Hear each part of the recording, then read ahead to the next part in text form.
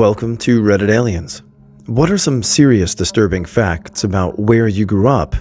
Not safe for work. Recent post. Please remember to like, share, and subscribe.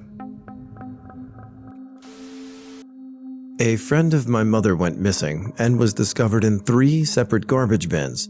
The local sheriff and his entire department were so corrupt, they had to bring in the PD from a town over to arrest all of them when the truth came out. For several years, there was a serial rapist who haunted our local parks and arboretums. There was an apartment complex with maybe 400 units that only had one road access. They stopped responding to 911 calls there because people would make false calls just to get someone to show up, then they would block the only escape route and kill whoever responded, pretty much just for fun. The town I grew up in was the only place in the United States where 4 locomotives crashed into each other. There has never been another train wreck involving that many trains before or since. Most of the homes were built in the shadows of smokestacks from coke mills for the adjoining steel mills. Since my family moved out, homes and mills themselves have been razed. The surface earth has been scraped away. This isn't disturbing really, but I find it very serious that high school football is so big in my hometown that parents would actually hold their kids back in middle school to allow them to get further along into puberty before heading to the high school football team. Had a guy who's basically a mafia boss rule over the town. He eventually died of a heart attack while in bed with an underage girl. His organization fell apart and no one took over after him. The worst part is that people still claim he was a good person. Apparently, a water source about 800 meters away, which is a public bathing space, often used by children and teens, gives out radiation. Not much, but enough for one of our plants to be mutated, and my friend is a complete idiot, but that doesn't necessarily have to have something to do with that. We had 6 countywide dictatorships. The last one being probably one of the worst dictatorships on Earth, with more than 14,000 people being abducted or disappearing under the military regime, most of which we still don't know where they are or were. Lots of people still discovering that their real parents were abducted or killed. The whole ordeal cost my county severe economic backlash through which we still struggle.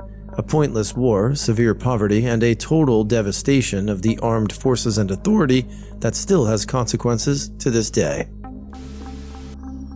I grew up in a rural town in the northwest United States. Generally speaking, it's a friendly and inclusive place, but white supremacist groups have started flocking to a nearby town due to the historic lack of diversity in the area. There's even one prominent white supremacist who resides in the town and often gets national attention. As far as I know, they haven't committed any violent acts or anything, but it still bothers me that groups like that have tried to establish a community in this area. Where?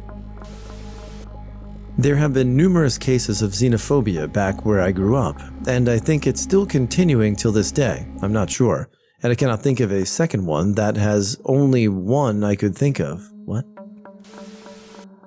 One of my mother's friends had a house near my school. He decided to play Ouija, and the house got taken over by the angry spirit. He left the house, and after many people moved in and out, I think there was 4 to 5 owners in the past 4 years, the house got demolished. TLDR. Mother's friend decided to play Ouija and got the house demolished. Where I grew up was just average rich people corruption, but where I live now is more interesting.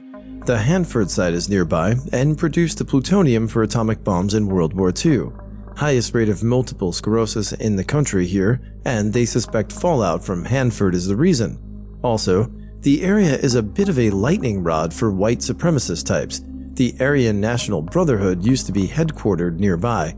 Most recently, the base purchased a parcel of land here and was also trying to do some hate group summit in the area. Okay, so the neighborhood I grew up in is a huge planned community, and I found out about 7 years ago that it's built on top of a former gold mine. I never knew where the actual entrance is, but I just found out and want to go when I get back home from college.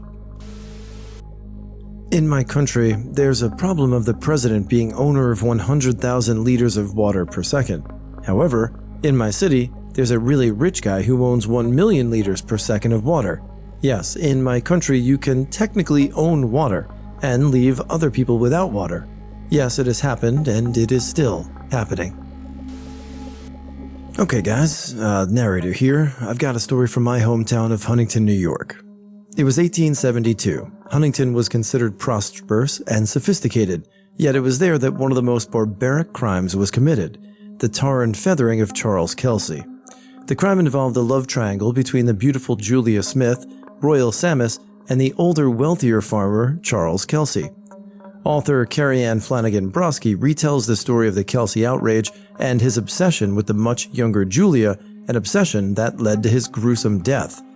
Kelsey, who was Smith's neighbor, was infatuated with the young girl and wrote her countless letters and love poems.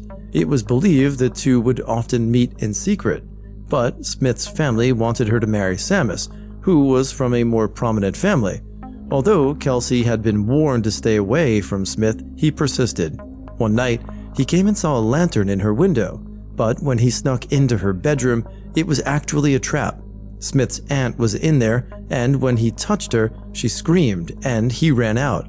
A band of masked men hiding in the trees jumped him. He was brutally attacked and beaten up. The group stripped Kelsey of his clothes, shaved his head, and then he was tarred and feathered. That was the last time he was ever seen. Despite the uproar and accusations of murder, Smith married Samus in June of 1873. 3 months later, in August, Kelsey's body emerged, just off a beach in Cold Spring Harbor. 2 fishermen made a gruesome discovery. They found 2 legs and a torso floating in the water. It was greatly mutilated, and they believe it was the remains of Kelsey. According to the coroner's report, he was weighed down with ropes, and the ropes actually severed the body. The story made national news, and despite several trials, no one, including Samus, was convicted of the crime. The upper half of Kelsey's body has never been found. I live like 4 minutes from where that happened. Okay, one more from Long Island. Maybe you remember this one. Amy Elizabeth Fisher, born August 21st, 1974, was an American woman who became known in the media as the Long Island Lolita. In 1992, when at the age of 17, she shot and severely wounded Mary Jo Buttafuoco, the wife of her illicit lover Joey Buttafuoco.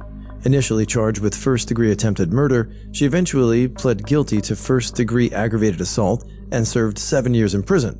Paroled in 1999, Fisher became a writer, a webcam model, and a pornographic actress. Fisher became increasingly jealous of Buttafuoco's wife, Mary Jo Buttafuoco. She obtained a .25 caliber handgun with the assistance of Peter Gargenti, a Brooklyn auto supply salesman who acted as her getaway driver. When Mary Jo Buttafuoco answered the door, Fisher told her that Joey Buttafuoco was having an affair with Fisher's imaginary younger sister, providing a t-shirt advertising Buttafuoco's auto body shop as proof. The conversation lasted about 15 minutes, during which Buttafuoco became increasingly angry. She finally told Fisher to leave, and then turned her back to return to the house. Fisher took out the gun, struck Buttafuoco twice with it, then shot her in the head. She later said the severely wounded Buttafuoco fell on her. Fisher dropped both the shirt and the gun and ran towards the car, but then returned for them, and Gargenti drove off. Neighbors called 911. Buttafuoco was operated on all night, and although they could not remove the bullet, doctors were able to save her life. When interviewed by police, Joey Buttafuoco told them that Fisher could be the shooter. When Mary Jo Buttafuoco regained consciousness the next day, she recognized Fisher from a photo. Fisher was arrested and charged with attempted murder, and on September 23, 1992, after accepting a plea bargain, she pled guilty to first-degree assault.